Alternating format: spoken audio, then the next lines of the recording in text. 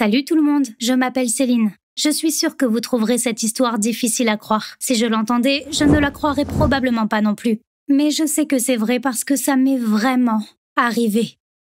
Ma mère a eu une grossesse difficile quand elle était enceinte de moi. Elle a dû rester au lit pendant 7 mois à cause du risque de fausse couche. Elle a donc refusé d'avoir un autre enfant alors que mon père en voulait un.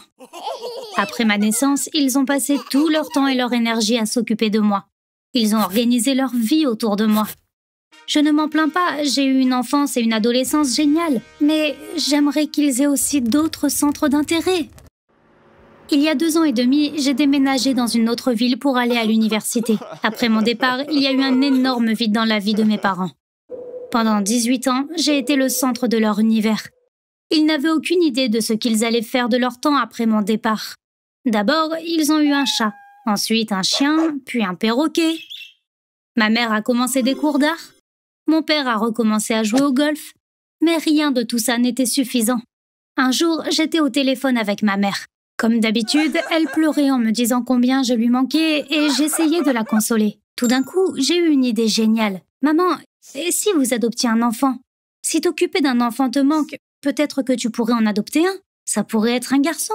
Tu as déjà élevé une fille, ce serait une nouvelle expérience. » La première chose qu'elle a dite, c'est « Chérie, je suis trop vieille pour m'occuper d'un bébé. » J'aurais aimé m'arrêter là, mais je ne l'ai pas fait.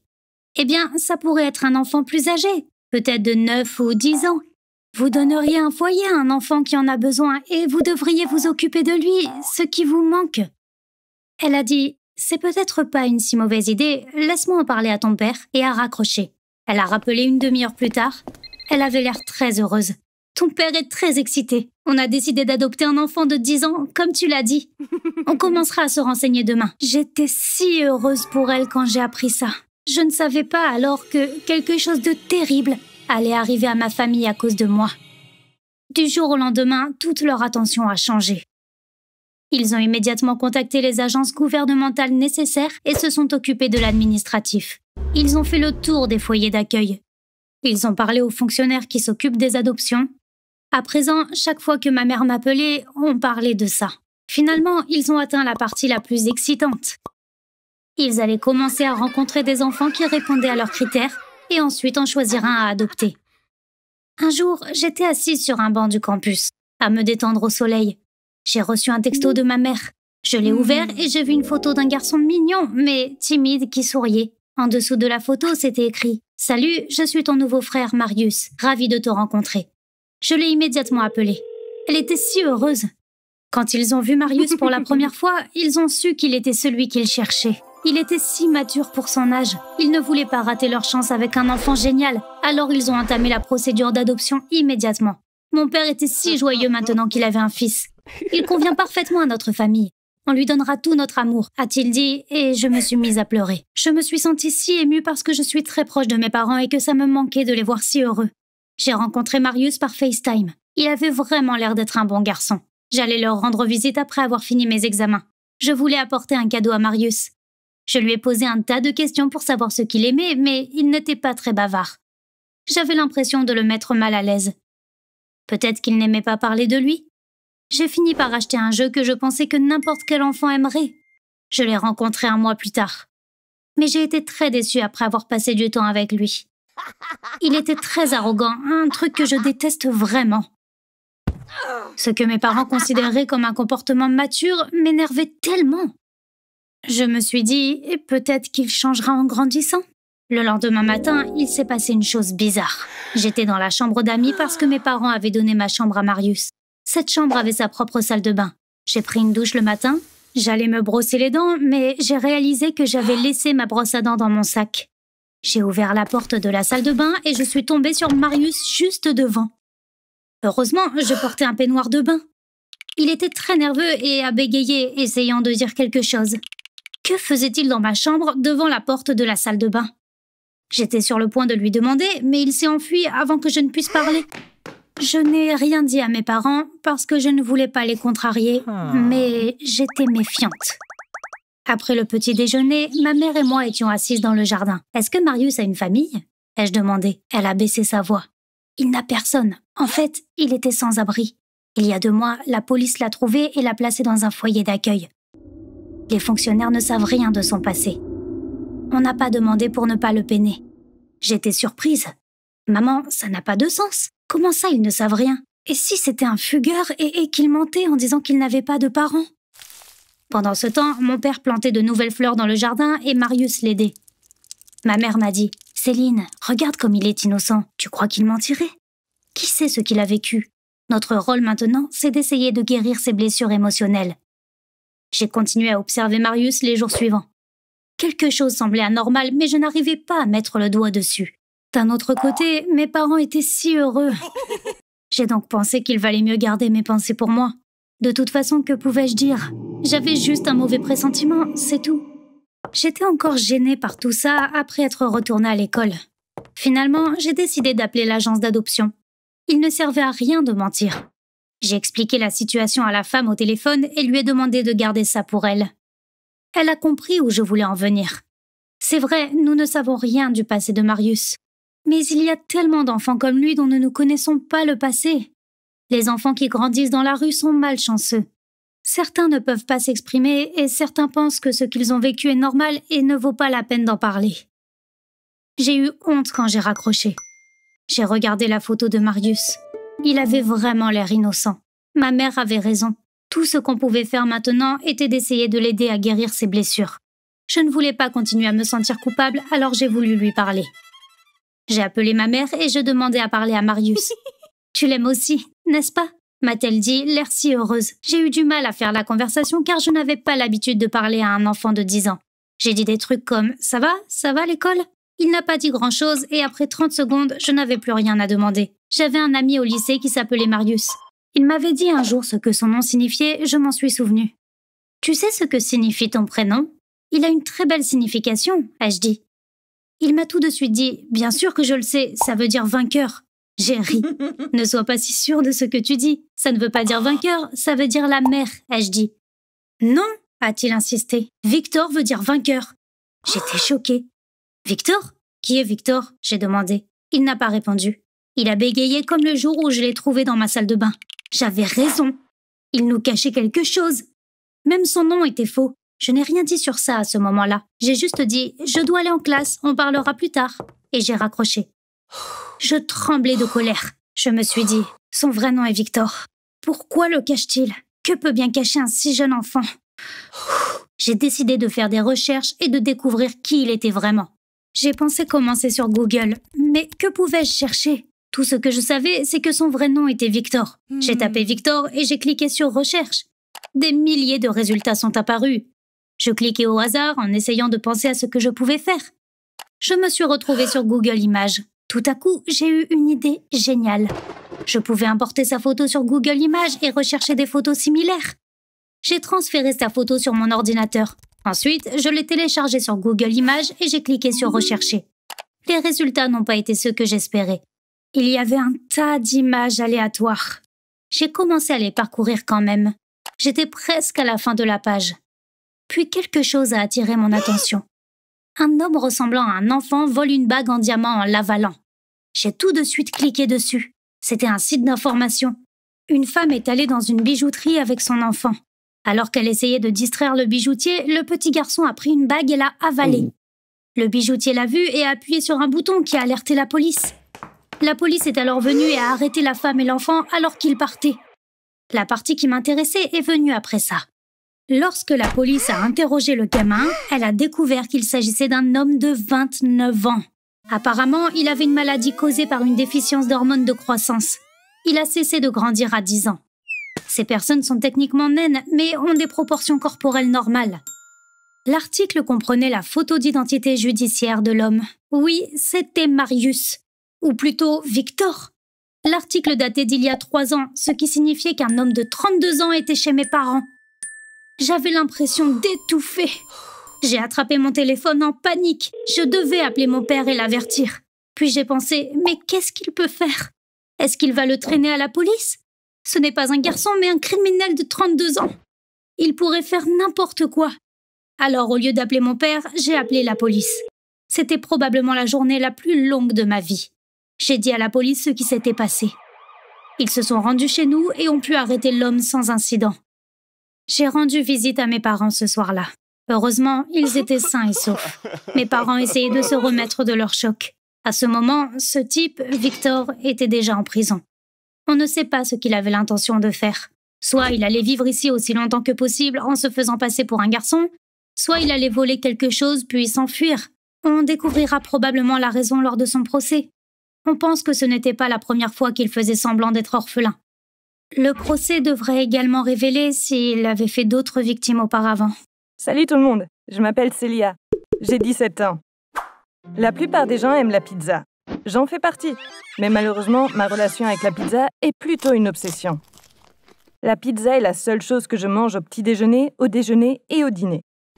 Vous pensez peut-être que je mange différentes sortes de pizza à chaque fois, mais ce n'est pas le cas. Chaque jour, je ne peux manger que comme ça. Pizza au fromage le matin, pizza aux champignons le midi, et encore une pizza au fromage le soir. Impossible pour moi de manger une pizza aux champignons au petit-déj ou encore une pizza au fromage au déjeuner. Le problème, c'est que je suis extrêmement difficile en matière de nourriture. Je suis difficile avec la nourriture depuis toute petite. Et quand je dis difficile avec la nourriture, ne pensez pas à la fine bouche classique. Par exemple, certains n'aiment pas les tomates, d'autres ne mangent jamais d'œufs, et d'autres encore ont la nausée rien qu'à la vue de la viande. C'était pas comme ça pour moi. La liste de ce que je mangeais pas était plus longue que celle de ce que je mangeais. Par exemple, pendant 4 ou 5 mois, je ne mangeais que des carottes. Puis un jour, j'ai soudainement arrêté et j'ai commencé à ne manger que des tartines avec de la confiture. Je ne pouvais manger rien d'autre pendant ces phases. Je voulais manger que ce seul truc que j'aimais et j'arrêtais d'en manger que quand je m'en lassais. Ma mère a dit que je tiens ce trait de mon grand-père. Je ne l'ai jamais rencontré puisqu'il est mort avant ma naissance.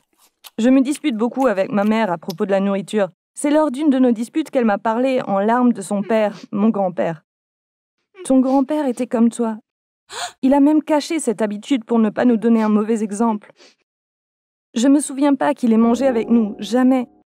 Même s'il s'asseyait avec nous, il ne mangeait rien. Je suis rassasié. Savourez votre repas, disait-il. On a découvert plus tard qu'il ne pouvait manger que très peu de choses. D'après ta grand-mère, il ne pouvait manger que du poulet bouilli et des légumes cuits à la vapeur. Il disait qu'il ne pouvait rien manger d'autre parce qu'il ne supportait pas l'odeur des autres aliments. J'ai été très triste pour lui quand j'ai appris ça. Comment est-ce possible de ne manger que du poulet et des légumes toute sa vie? Mais ton grand-père l'a fait. C'est pourquoi je suis si triste de voir que tu vis la même chose. Mais en même temps, je sais que ce n'est pas de ta faute. Ma mère avait raison d'être triste, mais comme elle l'a dit, je ne le contrôlais pas. Et mon obsession pour la pizza n'avait même pas commencé quand on a eu cette conversation. Même si je traversais ces phases, je mangeais au moins des choses différentes. Malheureusement, mon cas n'a fait qu'empirer. Ces 6 dernières années, je n'ai survécu que grâce à la pizza. Je me souviens exactement comment mon obsession de la pizza est née. C'était un samedi. Mes parents travaillaient tous les deux dans le secteur pharmaceutique. Ils allaient à une conférence ensemble. Juste au moment où ils partaient, mon père s'est effondré par terre. Il tenait sa poitrine. On a tout de suite appelé une ambulance. Ma mère est allée à l'hôpital avec mon père. Tout s'est passé en un instant. J'ai regretté de ne pas être allée avec eux à l'hôpital. Je marchais dans la maison malade d'inquiétude. Quelques heures plus tard, ma mère a appelé. Comme on l'avait pensé, mon père avait une crise cardiaque. Heureusement, il a survécu parce qu'ils ont pu le soigner à temps. Il allait vraiment bien, il a fait des examens. Ma mère a dit qu'il reviendrait à la maison après avoir obtenu les résultats. J'ai même parlé à mon père un moment. J'étais soulagée par la bonne nouvelle. Il était presque midi. J'ai réalisé que je n'avais toujours pas pris de petit-déj. Comme j'étais de bonne humeur, je me suis dit « je vais manger autre chose ». J'en parlerai à maman quand elle reviendra, elle sera super contente. En regardant dans le frigo, j'ai vu 3 pizzas surgelées. J'en ai choisi une au hasard. C'était la pizza au fromage. Je l'ai fait chauffer au four et je l'ai mangée au petit-déj. J'étais quelqu'un qui mangeait rarement de la pizza. Je me suis dit, j'avais oublié le goût, c'est plutôt bon. Les médecins voulaient garder mon père à l'hôpital pour la nuit. Ils devaient faire d'autres tests. J'ai dit à ma mère, t'inquiète pas pour moi, je vais me débrouiller toute seule. Mais elle ne m'a pas écoutée et m'a dit que tante Julie viendrait passer la nuit avec moi. J'étais super contente de revoir ma tante préférée. J'ai décidé de manger une pizza à nouveau pour le déjeuner. J'ai sorti une des 2 pizzas restantes sans regarder, et comme vous pouvez le deviner, c'était celle aux champignons. Ma tante m'a appelé pour me dire qu'elle avait eu un imprévu. Elle viendrait plus tard. J'ai donc mangé cette dernière pizza pour le dîner. C'était une pizza au fromage. C'est comme ça que j'avais préparé mon menu pour les 6 prochaines années. Pizza au fromage le matin, pizza aux champignons le midi et encore une pizza au fromage le soir. Le lendemain matin, je me suis réveillée en ayant envie d'une pizza au fromage. J'ai dit à ma tante que je voulais manger une pizza au petit-déj. Même si elle était surprise, elle n'a pas refusé parce qu'elle savait que j'étais pointilleuse sur la nourriture. Elle m'a aussi laissé manger une pizza aux champignons pour le déjeuner. Voilà mon histoire avec la pizza. Et malheureusement, elle a pris le dessus sur ma vie. Dans les jours et les années qui ont suivi, même si ma mère était très contrariée, elle a dû me laisser manger de la pizza. Parce que je refusais de manger autre chose. Comme elle savait que c'était un problème qui nécessitait un traitement, elle a essayé de me faire soigner à plusieurs reprises, mais rien n'a marché. Parmi ces tentatives, la plus étrange était celle d'un psychiatre. D'abord, on a fait une séance de thérapie classique. Il m'a posé des questions pour essayer de comprendre pourquoi je mangeais ainsi. J'ai répondu sincèrement à toutes ces questions. Lors de la séance suivante, il m'a suggéré de manger autre chose que de la pizza. Ça n'a pas marché, alors il a essayé de me faire peur en me disant « Tu ne grandiras pas si tu t'en tiens à un régime alimentaire unique. Si tu ne manges que de la pizza, tu vas grossir et personne ne t'aimera plus. Tu n'auras jamais de petit ami. » Ça n'a pas fonctionné non plus. Il a commencé à me crier dessus et même à me menacer lors de la séance suivante. « Tu es une petite fille gâtée. Tu fais ça pour attirer de l'attention. Si tu continues à manger de la pizza, je vais écrire un rapport et ils te mettront dans un asile psychiatrique, » a-t-il dit. Évidemment, ce fut ma dernière séance avec lui. Quand j'ai raconté à ma mère ce qu'il m'avait dit pendant cette séance, elle m'a plus jamais envoyé là-bas. Cet homme était encore plus détraqué que moi. J'avais peur qu'il transforme son échec en une obsession et qu'il continue à me harceler au téléphone. À part ça, ma mère a fait une autre tentative de guérison bizarre. C'était créatif et intéressant, mais malheureusement, ça n'a pas marché. Ma mère avait vu à la télé une émission sur les gens ayant des obsessions alimentaires comme la mienne. Dans l'épisode, il y avait un type qui ne mangeait que des hamburgers depuis l'âge de 5 ans. Les producteurs de l'émission ont préparé un petit spectacle pour le bouleverser. Cet homme mangeait 4 burgers par jour. Ça fait 28 burgers par semaine, soit 1456 burgers par an. Ils ont chargé un camion de 1456 burgers et l'ont conduit jusqu'à la maison du type.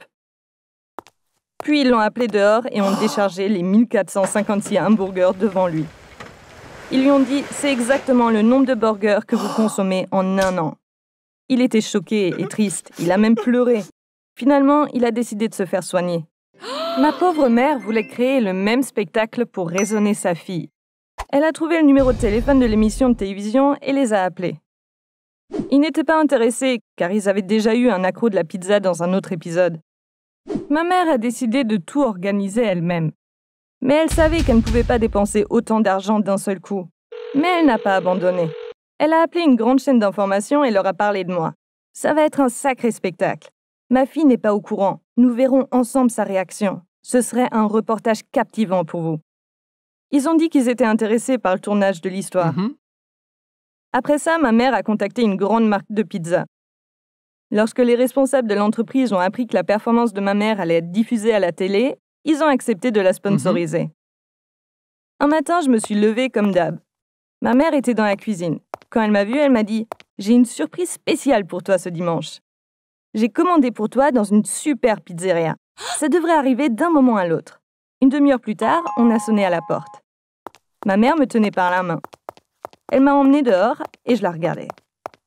Il y avait un camion garé devant la maison rempli de boîtes de pizza. J'ai compris que ma mère préparait quelque chose quand j'ai vu un journaliste et un caméraman dans la rue.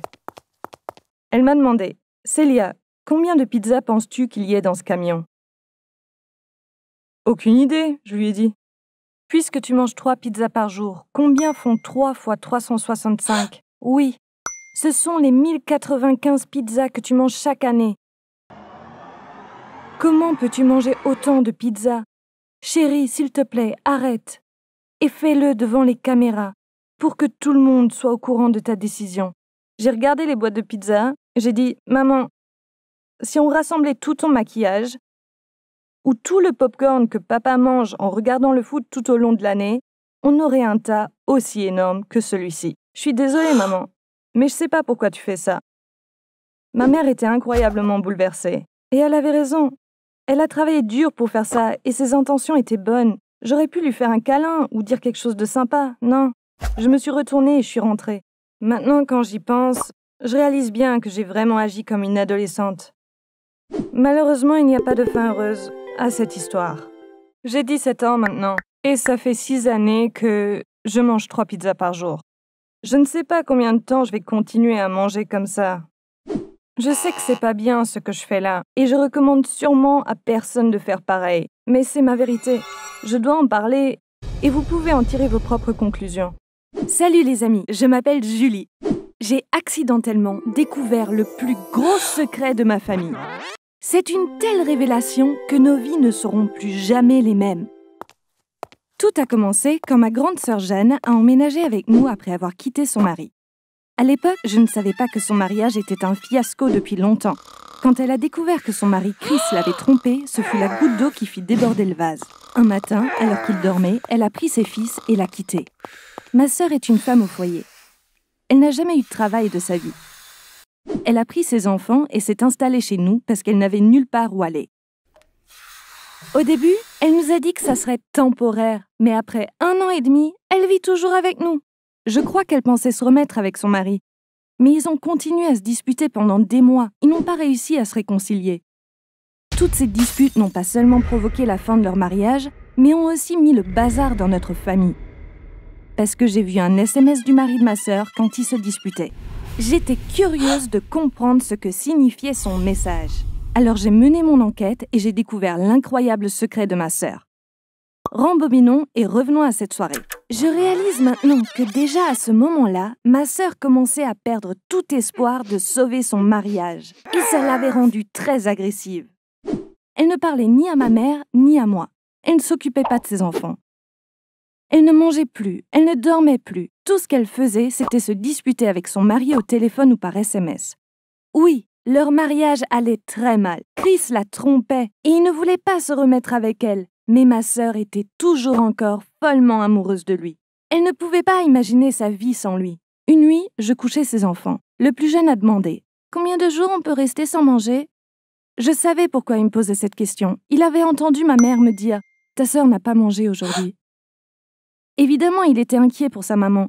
Je lui ai caressé la tête. « Il n'arrivera rien à ta maman, parce que je vais lui préparer le meilleur sandwich du monde. Elle ne pourra pas y résister et elle va tout manger. » lui ai-je dit. Ça l'a rassuré. « Je veux le même super sandwich demain matin », a-t-il dit en fermant les yeux. Alors juste après qu'ils se soient endormis, je suis allée préparer le meilleur sandwich possible pour ma sœur. J'y ai même ajouté une bougie d'anniversaire pour lui remonter le moral. J'ai toqué à la porte de ma sœur. Quand elle n'a pas répondu, j'ai ouvert la porte et j'ai regardé à l'intérieur. Elle s'était endormie. Je suis entrée dans la chambre pour lui mettre une couverture. J'ai laissé le sandwich à côté de son lit. Elle dormait avec son téléphone dans les mains. Peut-être s'était-elle assoupie, épuisée au milieu d'une dispute. J'ai souri. Elle m'a semblé si mignonne à ce moment-là. J'étais encore un bébé quand ma sœur a quitté la maison. On n'a jamais été très proches. En fait, c'est tout à fait normal, car on n'avait pas passé beaucoup de temps ensemble. Elle ne me connaissait pas du tout. Cela dit, on ne peut pas dire que sa relation avec maman était vraiment superbe non plus. Elle nous rendait visite au plus 1 fois par an et nous appelait tout au plus 1 fois par mois. Après le décès de papa, elle a commencé à appeler maman plus souvent. Je pense qu'elle essayait de nous soutenir, mais notre relation n'a pas beaucoup changé. À l'enterrement de papa, elle m'a juste serrée contre elle et beaucoup pleuré. Je pensais à tout ça en regardant ma sœur dormir. J'ai pris le téléphone de sa main et je l'ai mis sur sa table de nuit.